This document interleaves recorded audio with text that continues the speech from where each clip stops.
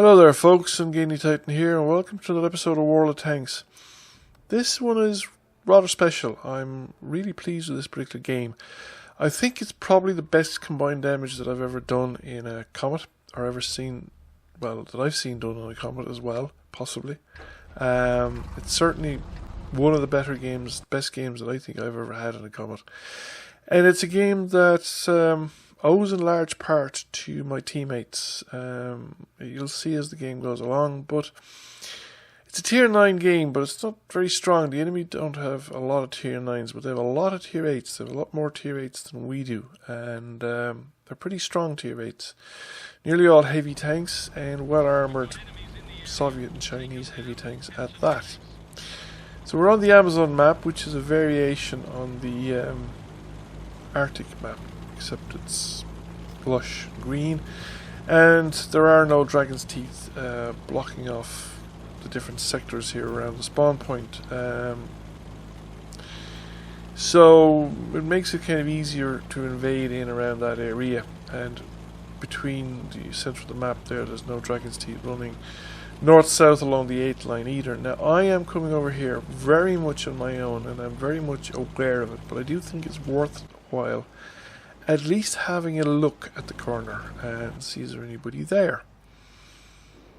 Initial blush would suggest there isn't. So the next thing I decided to do was come up here and have a look at the low ground, the low trench that runs along the base of the mountain there, from sort of E4 to G4, G5. Because very often you get light and medium tanks come up here to spot, and it's a very good location, and neither Sixth Sense has gone off on my part, nor have I spotted anything. And I have a reasonably good view range on this tank, and while the chances are that I'd be detected by a light tank, I might not spot one.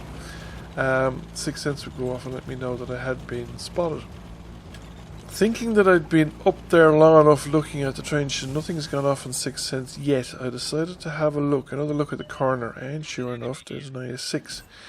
Now he doesn't spot me, but that's not terribly surprising. It's a Soviet heavy tank, his view range isn't going to be that great.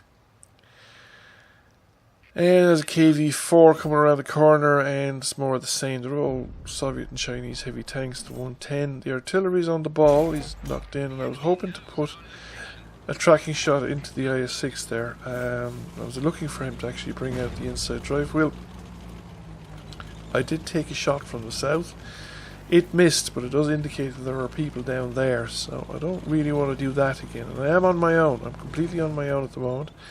The heavy tank that came up decided to find an elsewhere to be, which is probably just as well, because I don't think he would have done anything useful here with me, and he might not have been able to get away if he'd been up here or at the corner or exposed himself. I'm leaving, and I'm signalling that I'm leaving because there's no point in hanging around. You might as well get out of here, get out in time. That tank destroyer in front of me is currently of no real use to me, the T-34 2GFT. It's down on a hole pointing in the wrong way, and it's not going to be in a line of sight of anybody behind me, so I am leaving. Somebody's after shooting, or maybe three somebodies are after shooting one of the tanks that I spotted. There was 3 very rapid assistance damages there, one after the other, which suggests that, you know, some of the stuff that I've been doing hasn't gone entirely to waste. It's a 110 chance of penetration, but I'm more trying to get a tracking shot. The angles aren't great, and the gun in this isn't quite up to the job, especially with the standard ammo. I've only got about 148mm of penetration. These things have, well, maybe 90mm of well-sloped frontal armour. Some of them will have more, but it's the sloping, so they'll have effectively 130, 140mm, depending on the exact angle. So we're going to have trouble penetrating them with regular, and even they'll bounce the premium stuff. It's 208, but they'll bounce it if the angles are oblique enough. And in rough terrain, against Soviet heavy tanks moving, and they move at a nice clip, it can be very difficult, even with rounds that should well be able to penetrate them. But they can't overmatch them to actually guarantee a penetration against Soviet armour of that nature. The front of the KV-4, if we can forget about it. Now I need to back up the T-34, what is it? Whatever it was, FT, the tank destroyer. He pushed out. He should have been letting them come on to him and backing up between his reloads, because if you push out, there's going to be multiple tanks shooting at you, whereas if you keep backing up, well, there could be still multiple tanks shooting at you, but you're reducing them to as low a number as possible. Now that Tiger 2 is the right idea, or Tiger 1 has the right idea, but he didn't get the support from his mates that he needed. Anyway, I was going to shoot him first, and I am getting support from behind. There's a heavy tank at the back, which I think is the Black Prince, which has been ably assisting me as well. Now this guy's made a huge mistake. He saw the artillery, he had a rush of blood to the head, he said he was going to take the artillery, and then he started getting flanking fire from me, the Black Prince, and the other artillery, and changed his mind, and by the time he had decided to come after me, it was too late. He was a one-shot kill. Now the IS-6 is, see exactly what I mean there, by much more difficult to penetrate, and I did get the kill shot in, but the Black Prince, I think it hit him as well. We have lost one of our artillery, the one that was initially in that position, but I think that's the Su-14 that's gone in there, and it's a very daring position. He took it when the 110 made the runner just beforehand, and I think it's what lured the 110 out of cover. It was a very brave position to take, especially in a Su-14, because they're not actually a good tank for shotgunning at close range. They're so tall, especially against these low-profile Soviet-Chinese heavy tanks. The chances are they're going to shoot over them rather than hit them when they get within 60 meters or so. That 110 is going after the artillery, is completely ignoring me.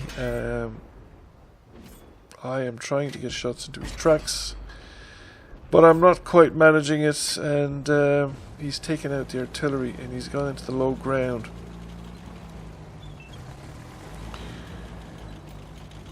Now if he stays there, it's going to be difficult, but if he keeps moving, I'm going to go into the low ground and I'm going to circle around behind him, because I think pretty much everybody who's with him is gone, and once I can get around behind him, I can get shots onto his rear and flanking shots, and at least I have a chance of penetrating from the sides of the flank of the rear, especially the rear. The rear is only 90mm, so I should have no trouble penetrating that. And I think he's taking fire from the Black Prince as well, and again it's challenging enough for the 17 pounder on the Black Prince, but he should be able to do it from side shots, and he's gone. And that's a big relief. That is a massive effort on our part, because both the Black Prince and I were going to have a lot of difficulty shooting that. And look at the graveyard of tanks. I mean, it's utter carnage on this side of the map. We've held our corner. We are a tank up, but considering that most of our heavy tanks went down to the southern side of the map and have been pounding at the gates of the enemy cap circle and failing, I'm not sure if it's wise for those two heavy tanks to continue doing the same thing when all their buddies didn't do it at the start. What makes them think they're going to succeed? I'm going to come up here and see if there's anybody coming, because I think this is an important question to answer. We know there's a heavy tank down there. There's another heavy tank unaccounted for. There's a tank destroyer. Okay, he's down there as well, and the two artillery are probably down around the cap circle. So 4 of the 5 remaining enemy tanks are almost certainly down around the cap circle. So that leaves one, and it's the T10. That's a tier 9 heavy tank, and I am not going facing off against a tier 9 heavy tank. I would have almost no chance, even if I had premium ammo left to penetrate that thing from the front. It's 120mm frontal armor, flat, and it's well angled and sloped, and so I don't know, what would it be, 160, 170mm of effective armor, possibly even better.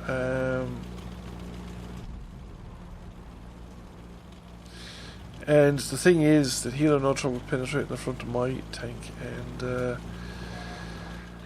he'll do 390 to 490 points of damage depending which gun he's got, and if he's the top gun he'll be doing over 400 alpha damage, and 2 shots I'm dead.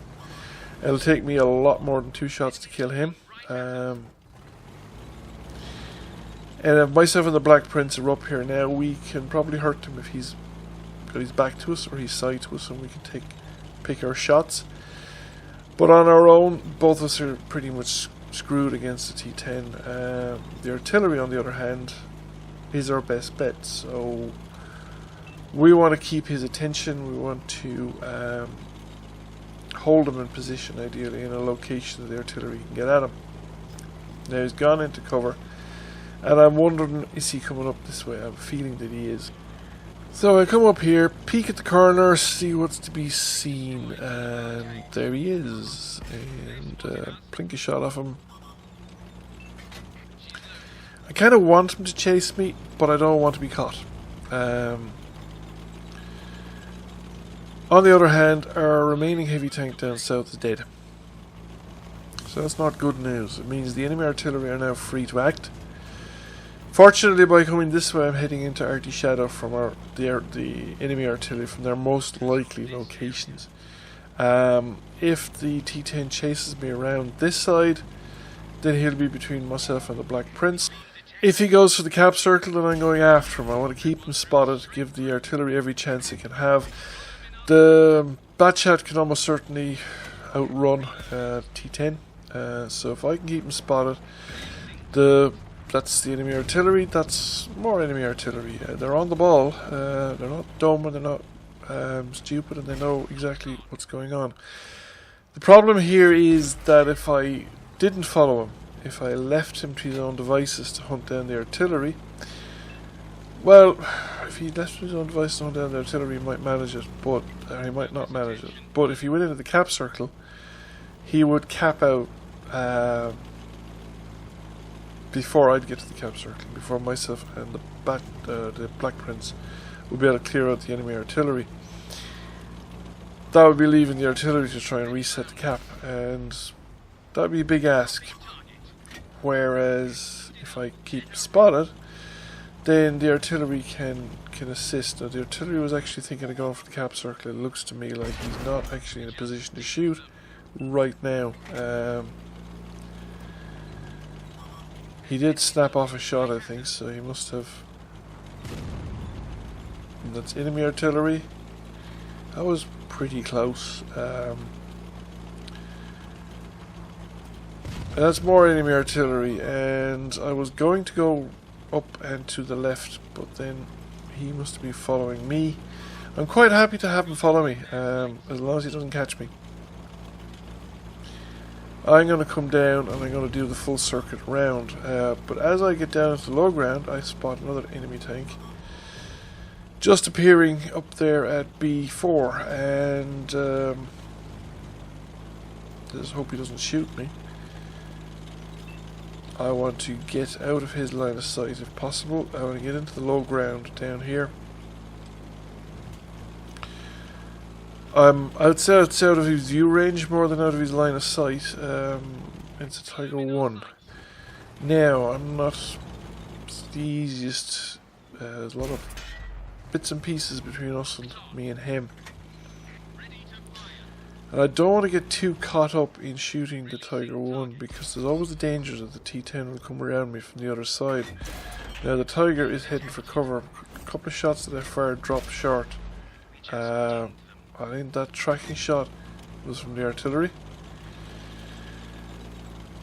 I'm coming down into the low ground. I'm going to swap sides, because if I stay here, there's a chance the Tiger and the T10 will catch me in a pincer movement. I'd be under a crossfire, and they could. They can afford to do it. They could afford. The T10 in particular can afford to take a hit from the artillery. Just keep coming and take me out. It takes me out, and there's nobody's spot for the artillery, and the artillery isn't as much of a threat. On the third hand, if I'm up here spotting for the artillery, and these two guys, I keep their attention, then the Black Prince has the cap circle to himself and can cap away quite happily, and he's gone halfway through it already. He's managed to get rid of the two enemy artilleries. So that's the point I'm making. If artillery is blind and doesn't spot for one another, then it's very vulnerable and is easily taken out, even by a tank as slow as the Black Prince. So I just need to keep these guys focused on me and not paying attention to what's going on, because it's now too late for them to do anything about it. There is neither enough time in the game for them to get back, and there's not enough time in the game for them to, even if they did get back, to cap. So once they, even if they got back and reset the cap, they wouldn't, still wouldn't be able to cap. So at this point, it is just see if we can just get in a last piece of damage before the game is up, and the cap circle has been completed. We have now captured the enemy base. Good game, GG everybody, well done, and I would not have been able to do it without you guys. That was an intense game. It really, maybe not the worst pressure I have felt, but it certainly was a fairly intense game. We made almost 50k silver. Ace Tanker, nearly 3k damage, nearly 4k assisted damage, over 6.5k total combined damage. That game got me most of the way to my second mark of excellence. I completed it 2 games later in a second class mastery game. So we came number 1 by experience. The Black Prince, massive shout out to Marcus Cirrus, I guess, the Black Prince. He came number 2. The Red Galaxy 84632. And a Batchat 15555, number 3. And number 4, Oddball 1971, without whom this game would have been impossible, I think, and I wouldn't have made it. Thank you guys for the assist. Thank you for watching. I hope you enjoyed that game, and if you did, please give it a like and a share if you have not already done so. Feel free to subscribe. I will catch you all again soon. Bye for now.